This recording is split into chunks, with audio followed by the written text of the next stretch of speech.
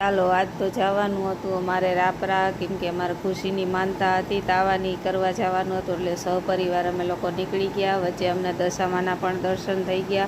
બહુ જાજુ દૂર હતું નહીં, એટલે થોડી વારમાં અમે લોકો પણ પહોંચી ગયા. જો ધીમે ધીમે બધા ઉતરતા ગયા ને હાલતા ગયા. અમે જોયું તો એના પપ્પાએ લોકોએ તૈયારી કરી રાખી હતી. એના કાકા અને મારા કાકાજી સસરાની બધા લોકો વહેલા આવી ગયા હતા. તે લોકોએ તૈયારી કરી નાખી. બાજુમાં જો બાર મહેમાન આવ્યા છે તો એ લોકો પણ બેઠા છે. ઝાઝા ટાઈમથી બંધ પડ્યું હોય તો વાસણને બાસણને હોય તો કરે કોણ? ઘરની વહુ.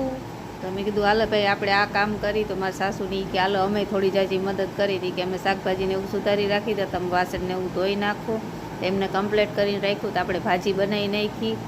ભાજી બનાવીને કમ્પ્લેટ કર્યું. ત્યાં જો થોડી વારમાં પ્રસાદી પણ તૈયાર થઈ ગઈ. તમે બધા લોકો જો પગે લાગવા બેસી ગયા. આવી રીતે બહાર બેસીને લાગવું પડે બૈરાને. તો પ્રસાદી પણ તૈયાર હતી, તો અમે લોકોએ પ્રસાદી પણ લઈ લીધી. પ્રસાદી લઈને નવરા થયા. તો અમારે આગળ દાદાનું સ્થાનક છે, તો અહીંયા અમારા લોકોને પગે લાગવા જવાનું હતું. તો સહપરિવાર અમે અહીંયા પણ પગે લાગી આવ્યા. પગે લાગીને રિટર્ન વળ્યા. તો રિક્ષાવાળા રિક્ષામાં જાય, ગાડીવાળા ગાડીમાં જાય.